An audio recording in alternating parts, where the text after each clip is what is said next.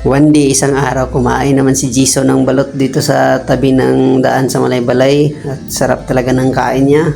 At palingon-lingon pa siya, baka mahuli na naman siya ng TMC, pero tuloy pa rin ang kain ni Jason.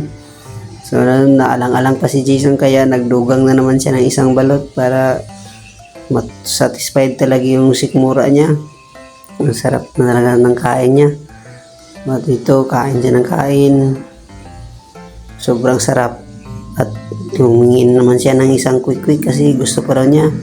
Grabe talaga dito si Jason. At pagkatapos pag niya dito naman siya dito sa siomay, tumikim na naman siya ng siomay at binigyan yung butangan niya ng sus.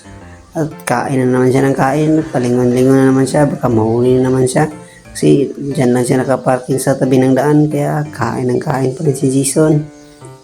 At pagkatapos niya na inom din siya ng buko juice pampatulak. At pagkatapos at walang nalimutan na siya sa kanyang mukha, kaya nagpagupit na siya at nakakagupit na nga. At dito naman fried chicken na naman ang kanyang biniradahan. Grabe talaga si Jason.